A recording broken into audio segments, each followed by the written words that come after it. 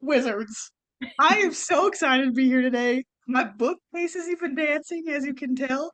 Why is it dancing? Because I am back for season two. I'm over my procedure. I'm alive and well, and I'm so excited to dig in to some more about writing and the process. I've just been just reminded at how important it is to do the things that you love, and I've missed writing. I've missed talking about our creative processes and helping each other out. So without further ado, I want to introduce Kiana. She is lovely. She's whimsical. You'll see that on all of her bios and right now, actually, if you're watching it on screen. And she has had a very unique experience with her publishing journey. She's been a mentor, she's been on this querying side, and I just love her personal kind of outset on it and what she feels you should do to be a writer at the core. So I won't keep filling up your time, but I want Kiana to have the opportunity to introduce herself to you. So I'm gonna turn the microphone over to you and let you introduce yourself to the audience. Okay, hi. Thank you so much for having me. I'm super excited. My name is Kiana Krystle. I'm the author of Dance of the Starlit Sea. I've had kind of an untraditional publishing process.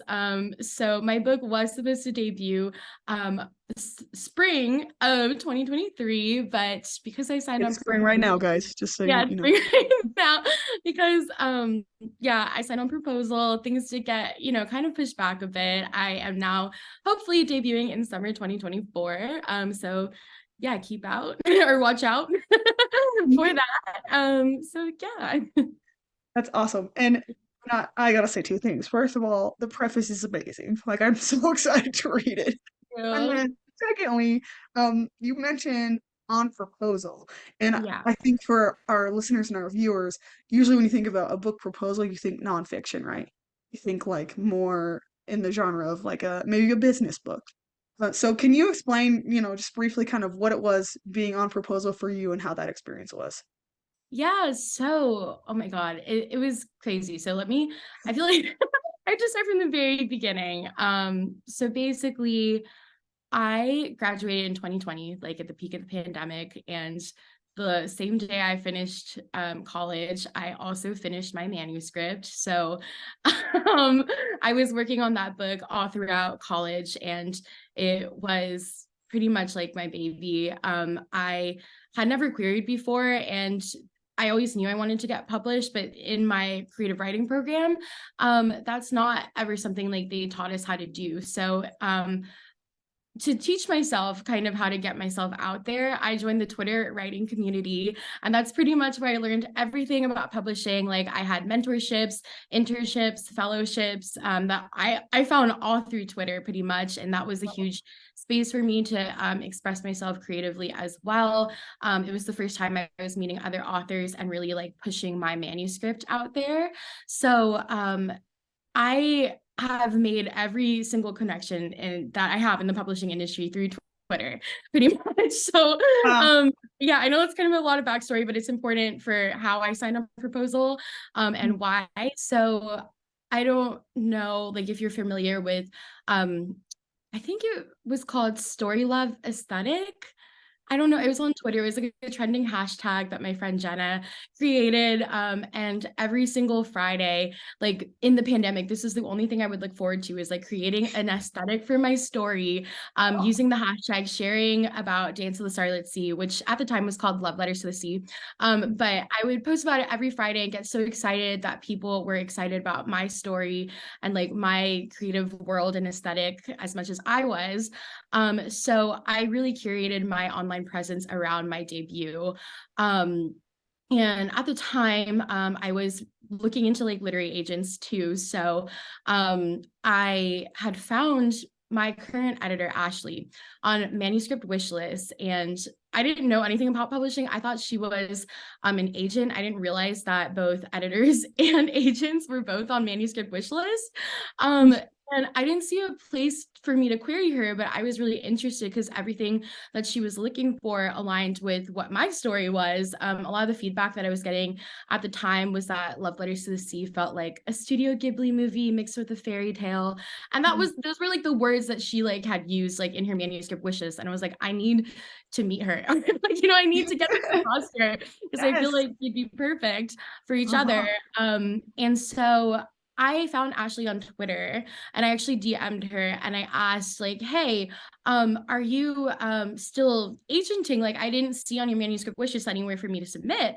And then that's when she told me, "Hey, I'm actually not an agent. I'm an editor, but I took a look at your Twitter and based on everything you've curated, I'm super interested in your story," which is like Wow. so untraditional. Oh my Um, gosh. and so I was like, "Oh my gosh, thank you so much." And she had asked me to like send the manuscript to her. And I was like, "Oh wow, like I'm not really sure how this works. Like, I don't have an agent yet." Mind you, I hadn't sent out like a single query and I had only This like is the edited first time you've been in contact with an like, editor. I also didn't set like, let me preface this by saying, like I told you, I was working on Love Letters to the Sea all throughout college. I finished it as soon as I graduated, and then I like looked to query. Like I barely had edited this. Like I had pretty much like written it and I'd only edited it for like about a month and I only had like, you know, a small handful of readers. So I didn't even know if it was ready. Like I kind of like was just trying to like curate like a list of agents to submit to, not really Hmm. like ready to like submit the Right. Hey, are you open manuscript. to submissions? And she's like, how about now? Yeah, and I was like, "Oh my God, like maybe like I'll think about it." So I was just kind of like building myself up to it because she did tell me like even if you don't have an agent right now, if you do sign, like we will make sure like like you sorry, let me rewind. Even if you don't have an agent right now, when you do get a deal and you query with the knowledge of having a deal, it's a lot easier to get an agent that way. So she said Hmm. you wouldn't have to sign anything without an agent.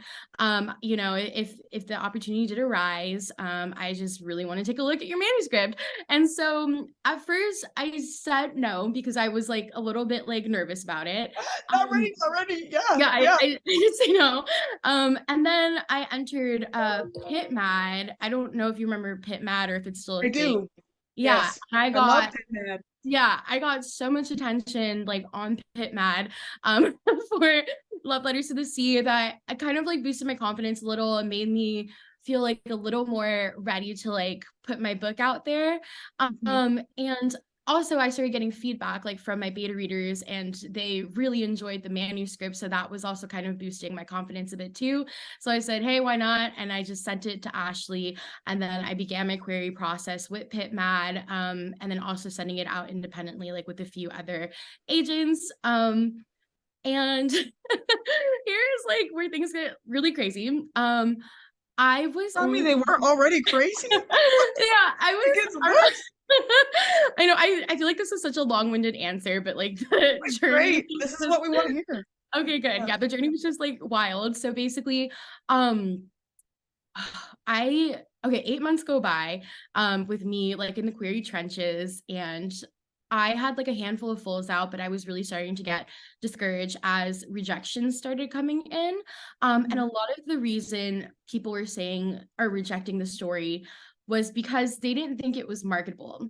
And I was getting really discouraged. So the reason they felt like it wasn't marketable, my style is kind of fantasy and lyrical with like a literary bend, which at the time I feel like wasn't as popular as like, you know, like a high stakes, high fantasy. My writing is more, it's like poetic and lyrical and metaphoric. And I studied literary fiction in college. So a lot Mhm. of my fantasy writing also translated with, sorry, also, what's the word? They kind of, they mix together. Like, Yeah, it kind of merged. You've got the yeah, like literary the two side, you've styles. got the yeah, yeah. Yeah, like a lot of my role models like in the literary scene are like Angela Carter or Hans Christian Andersen, like a really classic type of lyrical fairy tale.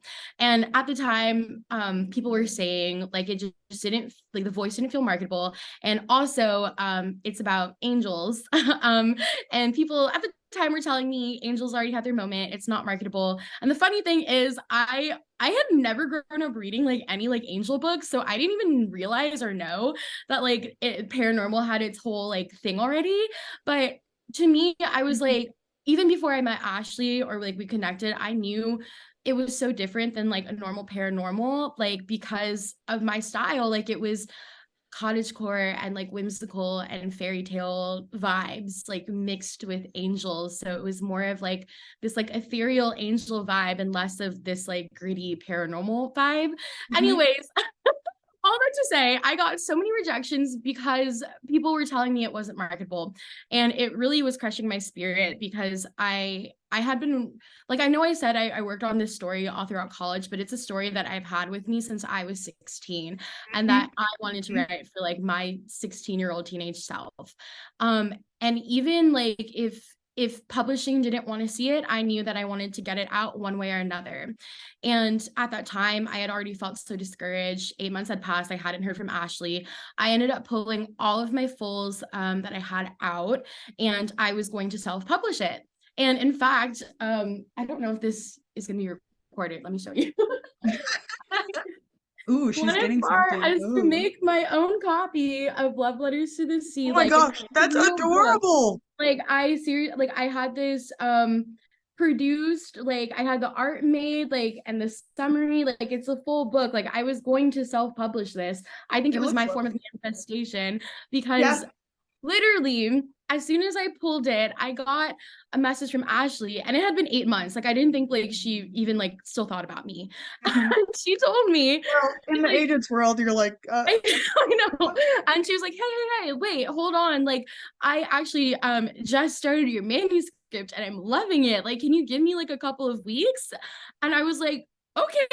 And so I'm in yet. I was like, okay, sure. 2 weeks later, I get an offer for a book deal from Ashley Hearn at Peachtree. And like I didn't know at the time that she had worked on some of my favorite books because again, like I was so new that I didn't realize these things until she basically like shared what she had done, and I was like, oh my god, like she had worked on one of my favorite books, which is Woman in Moonlight. And I'm obsessed with it, so like I immediately like felt so much like trust in her. And then she kind of explained like what she was doing with Peachtree, like how they brought her on as an acquiring editor, and she was meant to basically start their young adult imprint at Peachtree, which Wow. previously was only doing children's books. So I would be like one of like their first titles essentially. And they are distributed by Penguin Random House, so it's still a traditional process. And I was just like shook, like I was like mind blown because at the time, I had never heard of Peachtree. No one had because like it was new, and like Mhm. now they have like New York Times bestselling books. And like I just didn't like think anything of it. I was like, even if it's with a small imprint, like I'm still happy to just like get the book out. And so when she started telling me more about Peachtree, I was like, wow, this like really just like aligns so perfectly. Like, because I had always wanted to get it traditionally published. And like as soon as I gave up on it, that's when she offered. But this is where the proposal part comes in. I feel so bad because I know you asked me about the proposal, and this is like my long-winded answer of saying how I got there. That's okay. Um, yeah, but basically, um, she was like, I really love this. I see so much potential in it, but obviously it needs a lot of work, which we both knew because I had Mhm. just finished writing this Right, right. and like immediately just put it out there after like a month of like finishing it. And so I knew that a lot of work had to be done with the manuscript. And she had presented like her ideas to me on like what she saw for it, and like it really resonated with me, and it took my story to a place where I like never saw it on my own. Like she had Love opened up that. so many doors, and the reason I wanted to work with Ashley is because I feel like she saw the heart of the story and like what I wanted to tell and share, and was able to elevate it in a way that hit so much more like in the way I wanted it to than I could ever imagine on my own. And so sometimes you really do get to a point where you just need that editorial guidance. Somebody And else. You yeah, do. and Ashley, she's Yeah. amazing. She's such a hands-on editor. And she was a Pitch Wars mentor. Like she did get started with Pitch Wars. I believe she worked on Children of Blood and Bone like during Pitch Wars, which is like crazy. And so I immediately like really trusted her with my story. And I love the vision. Like I wouldn't have signed on proposal if I didn't see it aligning with what I wanted either. Mhm. And so we basically signed without a manuscript. Like she pitched the proposal to her team, her marketing team, and it passed acquisitions and here we are. And Was then that a long process for her to yeah, pitch it? I'm Like, did sorry. she tell you, "Hey, I'm interested in it with you," and then did it take months for her to pitch that, or was it just like a quick process? It was literally like I think about like a 2 week turnaround. Like it Gosh. was so fast. And then after Oh, I got the deal, she didn't make me sign anything. Obviously, she still wanted to make sure I had an agent. And at the time, I was also with bookends like for my fellowship, and my current agent Naomi, I immediately fell in love with them like the second like we had met during a panel.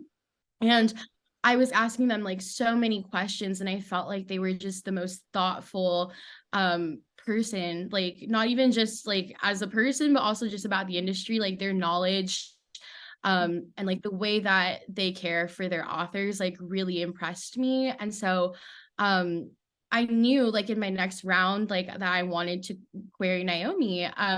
And so I had told, well, I mean, let me rewind. So I sent a new batch of queries out telling agents like I had a book deal like under my belt already. This time was so crazy different. I ended up getting 10 offers of representation from different agents.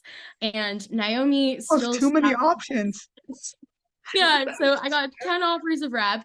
Naomi still stood out to me the most because I feel like we already had that rapport, and I could already tell how much they really cared about their job and their authors and were so passionate. And not even just that, but oh no, we're running out of time in the Zoom. It's okay. Finish this Okay. thought and then we'll fix it. Okay. And so what was I gonna say?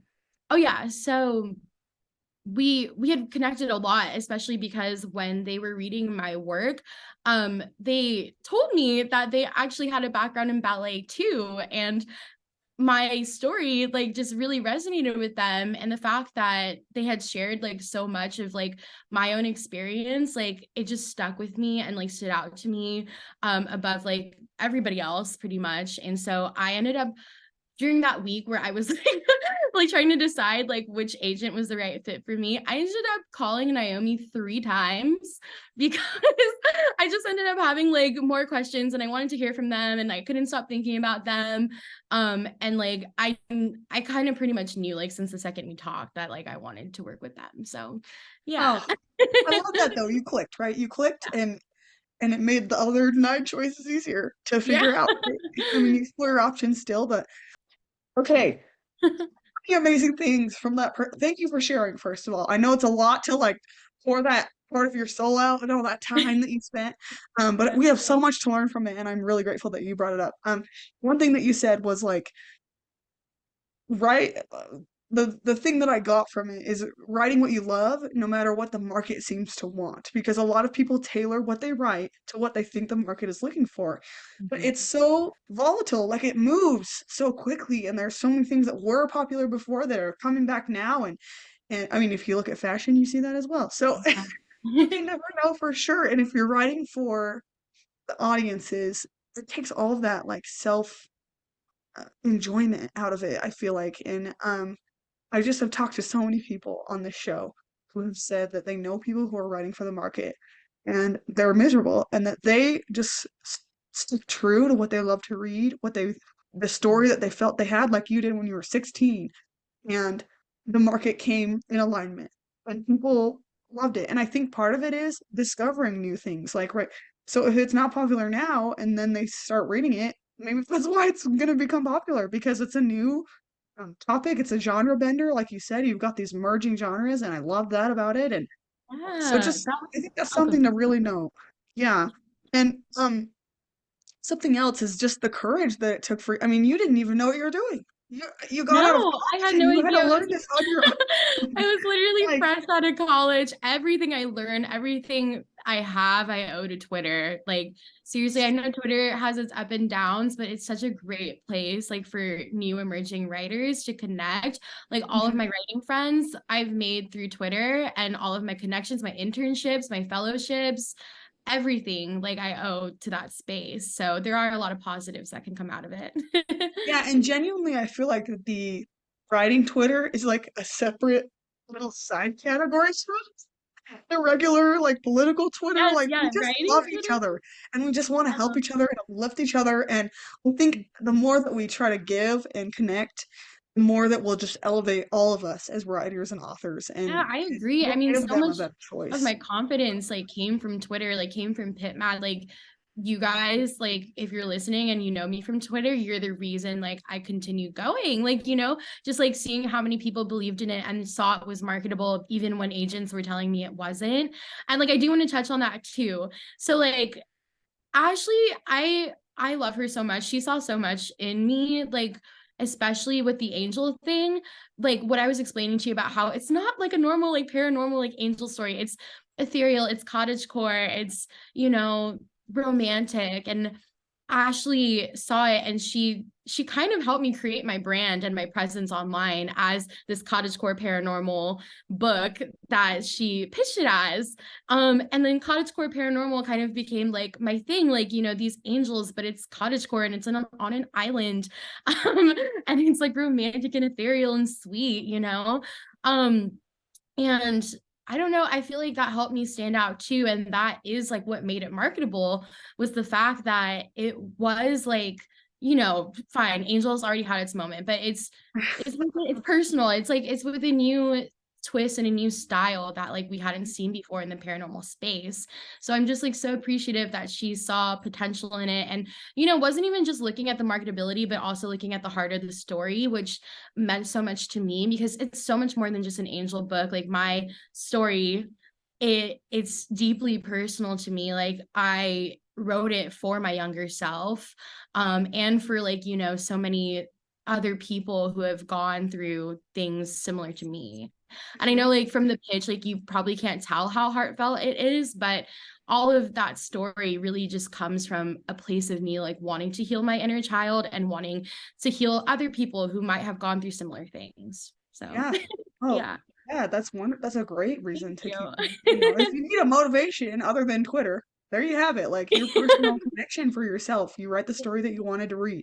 That's what you do. Yeah, and that's exactly why I was like, even if like publishing rejects this and like it's never going to see the light of day, that's why I took it upon myself to like, I'm going to self-publish it no matter what. And I think that's the type of attitude like you have to have behind your story. Like, Mm, just loving it so much that even when no one believes in it, like you still believe in it. I And that's still how you did. know it's like the story that's going to like, start your career essentially. Because I always knew no matter what, Love Letters to the Sea is going to be my debut. And I I always love wanted that. I love to. that. Thank That's what you. I needed to hear this week after Yes, getting yeah. the rejection. I hope others are getting this too because it's Yes. so true. Because And if it matters to you, it's going to matter to someone else out there, yes, and I kind of wanted to touch on that because when Yeah. we were talking kind of off air, you said like I sort of manifested my way into the job that was for Quinn. And I love that. Like Yeah. you believed in it from square one and you believed that if you want something badly enough, you will make it happen. It will happen for you. And Mhm. I mean, there's got to have been times where you had those dark nights of the soul where you're like, what? Why am I doing this? I'm getting rejected and I've been writing this for years Yeah. and who is this for? I mean, what was that, reminding yourself of your younger child, was that your main motivation? Was there other tricks that you had for kind of Mhm. pushing forward through those slogs? I guess for me, I just really knew, sorry, this is going to sound crazy. I knew that it was going to be the greatest thing I've ever done at the time. At the time, I felt like this is my passion project. It had Mm, every bit of my soul in it, every bit of my aesthetic, of my trauma, of my pain, of my love. Like it was everything about me, like on the page. And I was like, I can't let this die. Like, even when everyone's telling me no, I can't let it go just because it's me. And I think, sorry, I get emotional, but like really, I feel like that story was a love letter to myself. And it's called, like, the original title, Love Letters to the Sea. The reason it's so personal to me is because really the sea was like a metaphor for how I saw myself. And so Love Letters to the Sea really meant a love letter to me. And like, Oh, yeah, and like my inner child, my inner 16-year-old, who like would have loved to see this story like growing up, and I feel like when you're writing for yourself above everything, I know it's so cheesy. People tell you write for yourself all the time, but like but really, it's like you true. have That's to why they say write. it. No, really, you have to write Yeah. the story that like you needed. And like I needed that story growing up. And I don't think my life's journey would have been complete if I didn't publish it. I know, sorry, I'm getting emotional, but really, That's I that's can't great. talk. Yeah, I really Yeah, can't talk about the book without getting emotional because it is like my baby. And your dreams come true. Yeah. yeah, and I really feel like for authors like who, are struggling with that or like meeting rejection, like you need to believe in yourself first, and it's going to be the right story that's going to get published when you believe in it even when no one else does. And I guess that's like my biggest advice, to find the story that you would champion even when no one else champions. So Wow. yeah. That's our plaque quote, guys. There it is. Oh, We always have a plaque quote, like, and that's it. I mean, you got to thank believe in it. you. I love that. Thank you for that. Yeah, of I'm gonna course. switch. I'm kind of gonna switch topics just a little bit here, Yeah. and kind of dig into you and your creative process. And something that I like to ask on this show is if you've noticed in your writer friends and your author friends, even in these editors that you met on Twitter, right? Um, is there a trait or a habit or a tendency that you've seen that has really helped them to gain success personally in their life? What would you say that is? Yeah, I know we kind of briefly talked about this offline or off air too. But for me and like for my friends who are authors too, really just treating your writing like a second job, like, and I was telling you earlier, like, I feel like when you want something that badly and you're putting in the work and showing up for yourself, the opportunities you want show up for you back. And so, like, I wouldn't treat writing like my hobby. Like, ever since I started, like, when I got really serious about it, I knew like that I wanted this to be my career. So I'm going to treat it like my career. So I would write every single day, like no matter what, like I would have to make time for it the same way you would make time for your job. And like I still do that now. Like even when I'm on deadline, I do work a full time 9 to 5. There are some days I'm writing until like 3 or 4 in the morning because I need to show up for myself if I want the book to get to where I want it to be, because no one else is going to do it for you. So, Sadly, yeah, no. I think that my biggest piece of advice is even before you're writing full time, even before you have a book deal, treat it like you already do, treat it like it is your job. And then maybe one day it will be. I Yeah. love that. Yeah. Thank you. Yeah. Again, I love hearing this.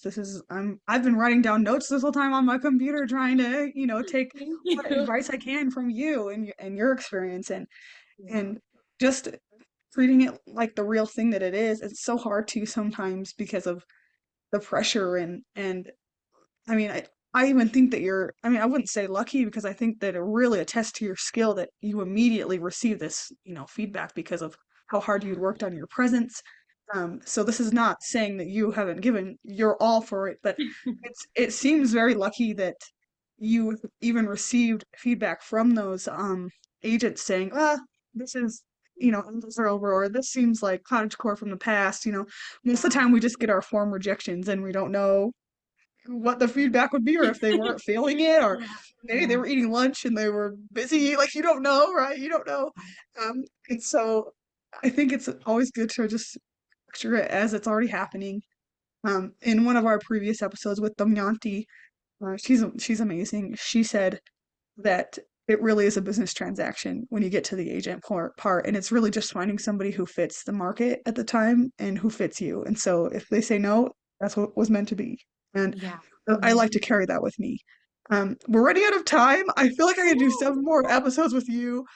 oh yeah, of For our course. viewers, it has been lovely, and I'd love to end with uh just I am also a fan of basically the three genres that you've brought up. Cottagecore, romance, fantasy, and I'd love to hear what you're reading now or what you would say we should start reading soon. What's on your bookshelf? Oh my God. So I'm like a little bit behind on reading right now just because I am like balancing like my own deadlines and stuff. And sometimes like Uh-huh. when, I am overwhelmed with deadline, it does get kind of hard for me to read. But I will tell you, if you are looking for something similar to my style, my favorite YA fantasy book of all time is Wicked Like a Wildfire by Lana Popovic. I don't know if you've heard of it or if you've read it, but that book like majorly influenced my style of writing. So if you're looking for something similar to what I write, like it's whimsical, it's poetic, it's lyrical, the magic is beautiful, and it's so deeply heartfelt. And that is when I first read it, I was like, that is exactly the type of writer like I want to be. And at the time, I feel like people didn't really like know about it that much, or it kind of got overlooked because it wasn't marketable. Like, it wasn't what was like trending in the market. Like it wasn't like a super high fantasy. It wasn't super fast paced. It was lyrical and literary. And it just resonates with me so much. And I always suggest it to people because a lot of people hadn't heard of it. So if you haven't read it, I highly recommend. Yeah. Yeah, I'll put the link to that in the notes as well for those of you listening. I'll definitely be putting that on my Goodreads. That's Yes, coming to me please soon. do. Coming to a Sheridan near you. Yeah. So excited. Thank you for all of your suggestions. Thank you for being willing to open up about the difficult, things that you've been through. I'd love to have you back on Yeah, sometime of soon, maybe course. after your debut. And we wish you the best of luck. Thanks for coming on. And for all of our listeners and our word wizards out there, right on.